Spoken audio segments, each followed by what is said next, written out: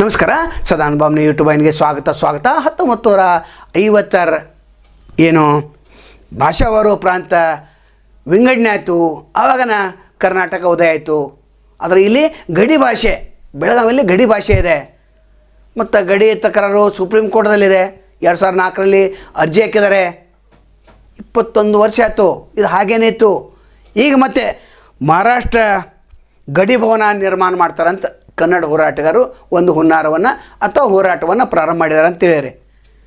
ಆದರೆ ಇಲ್ಲಿ ತ್ರಿಭಾಷಾ ಸೂತ್ರ ಇದೆಯಲ್ಲ, 60-40, ಅದನ್ನು ಅನುಸರಿಸಬೇಕು. ಕನ್ನಡ ಹೋರಾಟಗಾರರು ಕೇವಲ ಟಾರ್ಗೆಟ್ ಮಾಡ್ತಾ ಇದ್ದಾರೆ. ನಾವು ಯಾರ ಪರ ಅಲ್ಲ, ಯಾರ ವಿರುದ್ಧನೂ ಅಲ್ಲ. ಅವ್ರೇನು ಹೇಳ್ತಾರೆ, 12 ತಾಲೂಕಿನ 865 ಗ್ರಾಮಗಳು ನಮಗೆ ಬರಬೇಕಂತ ಒಂದು ಹೋರಾಟ ಇದು. ಆದರೆ ನೀವು ಎಷ್ಟು ತಯಾರಿ ಮಾಡಿದಿರಿ? ಸುಪ್ರೀಂ ಕೋರ್ಟ್ದಲ್ಲಿ ತಯಾರಿ ಏನೂ ಇಲ್ಲ. ಕೇವಲ ಈ ಭಾಷಾ ದ್ವೇಷವನ್ನು ಬಿಟ್ಟು ಎಲ್ಲರೂ ಸಾಮರಸ್ಯದಿಂದ ಯಾಕೆ ಬದುಕ್ತಾ ಇಲ್ಲ? ಈಗಾಗಲೇ ಎಲ್ಲ ಮುಗಿದೋಗಿದೆ. ಈ ಒಂದು 10 ವರ್ಷದಿಂದ ಬೆಳಗಾವಿ ಶಾಂತಿ ಇದೆ. ನೀವು ಮಾಡಿರಿ, ಮಹಾರಾಷ್ಟ್ರದಲ್ಲಿ ಗಡಿ ಭವನ ಮಾಡಿರಿ, ಯಾರು ಬೇಡ ಅಂತಾರೆ. ಅಲ್ಲಿ ಸಾಂಸ್ಕೃತಿಕ ಕಾರ್ಯಕ್ರಮವನ್ನು ಮಾಡಿರಿ.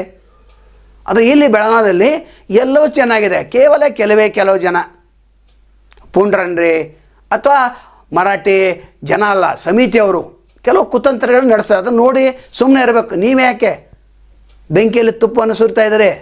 ಇದು ಸರಿಯಾದಂಥ ಕ್ರಮ ಅಲ್ಲ. ಯಾವುದೇ ಒಂದು ಸಣ್ಣ ಕೆಲಸ ಮಾಡಿದರೂ ಕೂಡ ನೀವು ವಿರೋಧ ವ್ಯಕ್ತಪಡಿಸ್ತಾ ಇದ್ದಾರೆ. ಹೀಗಾಗಿ ಸತ್ಯನಕ್ಕೆ ಶೃಂಗಾರ ಮಾಡ್ತಾಯಿದ್ರಿ, ಎಬ್ಬಿಸ್ಕೊಳಿಸ್ತಾ ಇದ್ದಾರೆ. ನೀವು ಮುಗಿದಂಥ ಅಧ್ಯಾಯ ಇದು, ಮರೆತು ಬಿಡಬೇಕು. ಆದರೆ ಯಾಕೆ ಮರಿತಾ ಇಲ್ಲ ಅಂದರೆ ಕನ್ನಡ ಹೋರಾಟಗಾರರಿಗೆ ಕೆಲಸ ಇಲ್ಲಲ್ಲ. ಮತ್ತು ಅವ್ರದ್ದು ಏನಾದರೂ ತಕರಾರು ತಗೊಂಡು ನಿಮ್ಮ ಕೆಲಸ, ನಿಮಗೆ ಕಾಂಟ್ರಾಕ್ಟ್ ದಂಧೆ ಸಿಗೋದು, ನಿಮಗೆಲ್ಲ ಬಿಸ್ನೆಸ್ಗಳು ನಡೆಯವು. ಸರ್ಕಾರಿ ಅಧಿಕಾರಿಗಳು ಎಷ್ಟು ಅಂಜಿಸ್ತಾರೆ ನಮಗೆಲ್ಲ ಗೊತ್ತಿದೆ.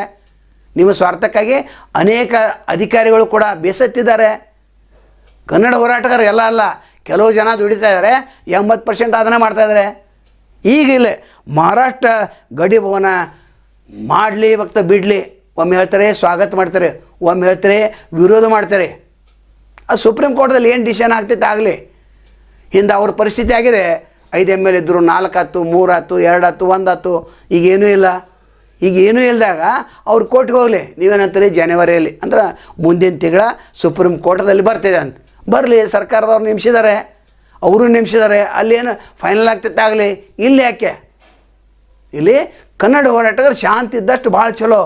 ನೀವೇನು ಮಾಡತ್ತೀರಿ?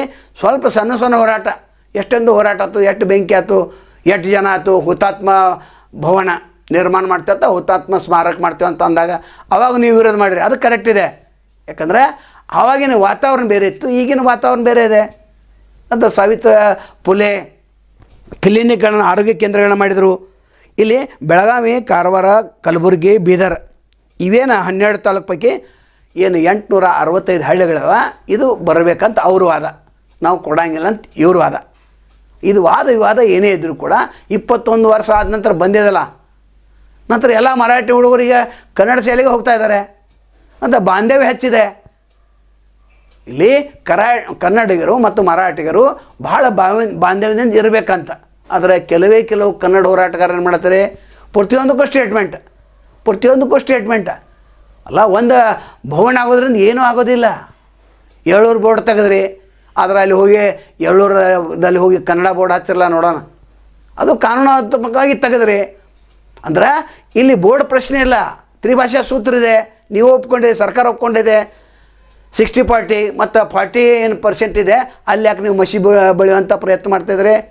ನಿಮ್ಮದು 60% ಕನ್ನಡ ಬೋರ್ಡ್ ಇದೆ ಇಲ್ಲೋ, ಮತ್ತು ಮುಗೀತು. ಅಂದರೆ ದೇಶ ಮಾಡೋಕ್ಕೆ ಕೆಲವೊಂದು ಲಿಮಿಟ್ ಇದೆ. ಆ ಲಿಮಿಟ್ ಮೀರಿ ಹೋಗಬಾರ್ದು. ಮತ್ತು ಎಲ್ಲ ಮರಾಠಿಗರು, ಕನ್ನಡಿಗರು, ಈಗ ಮರಾಠಿಗರು ಎಲ್ಲ ಕನ್ನಡ ಮಾತಾಡ್ತಾರೆ. ಶುಭಂ ಶಾಡ್ಕೆ ಅವರು ತಮ್ಮ ರಾಜಕೀಯ ಲಾಭಕ್ಕಾಗಿ ಮಾಡ್ತಾರೆ. ಕಿರಣ್ ಠಾಕೂರ್ ತಮ್ಮ ರಾಜಕೀಯ ಲಾಭಕ್ಕಾಗಿ, ಇದು ಕಿನೇಕರ್ ಆಗಲಿ ಅಥವಾ ಶಿವಾಜ್ ಸುಂಟ್ಕರ್ ಆಗಲಿ ಅಥವಾ ವಿಜಯ ಮೌರ್ಯ ಆಗಲಿ ತಮ್ಮ ಸ್ವಾರ್ಥಕ್ಕಾಗಿ ಏನಾದ್ರು ಮಾಡ್ತಾರೆ. ಆದರೆ ನೀವು ಸುಮ್ಮನೆ ಯಾಕಿಲ್ಲ ಅಂತಂದರೆ ನಿಮ್ಮದು ಚಳವಳಿ ಮುಗಿಬಾರ್ದು. ನಾವು ಹಂಗೆ ಜೀವಂತ ಇರಬೇಕು. ನಮ್ಮ ಹೋರಾಟ ಮುಂದುವರಿಬೇಕು. ಯಾರು ವಿರುದ್ಧ ಹೋರಾಟ ಮಾಡ್ತೀರಿ ನೀವು? 60-40 ಬೋರ್ಡ್ ಹಚ್ಚಿದವ್ರು ಯಾರು? ನಿಮ್ಮ ಹೋರಾಟದಿಂದ ಅಲ್ಲ. ಸರ್ಕಾರ ಒಂದು ಗಟ್ಟಿಯಾದಂಥ ನಿರ್ಧಾರ ತೆಗೆದುಕೊಂಡು ಅದಕ್ಕಿಂತ ಮೊದಲಿತ್ತು. ಆವಾಗ ಎಲ್ಲಿ ಮಲಗಿದ್ರೇನು? ಇಲ್ಲ. ಹೋರಾಟ ಮಾಡೋದು ಸ್ವಲ್ಪ ನಿಮ್ಮ ಹಕ್ಕಿದೆ, ಹಕ್ಕು ಮಾಡಿರಿ. ಆದರೆ ಈ ಸಣ್ಣ ವಿಷಯಕ್ಕಾಗಿ ನೀವು ಗೊಂದಲ ಮಾಡೋದು ಸರಿಯಾದಂಥ ಕ್ರಮ ಅಲ್ಲ. ಮುಂಬೈಯಲ್ಲಿ ಕೂಡ ಕನ್ನಡ ಭವನ ಇದೆ. ಅಲ್ಲಿ ಎಷ್ಟು ಕಾರ್ಯಚಟುವಟಿಕೆಗಳು ನಡೀತವೆ ನೀವು ನೋಡ್ಕೊಳ್ಳಿ. ಅಲ್ಲಿ ಯಾವ ಕಾರ್ಯಚಟುವಟಿಕೆನೂ ಇಲ್ಲ. ಇಲ್ಲಿ ಅವರು ಭವನ ಕಟ್ಟರೆ, ಮಹಾರಾಷ್ಟ್ರ ಗಡಿ ಭವನ ಕಟ್ಟರೆ, ಇಲ್ಲೇನು ಕಾರ್ಯಚಟುವಟಿಕೆ ಮಾಡ್ತಾರೆ?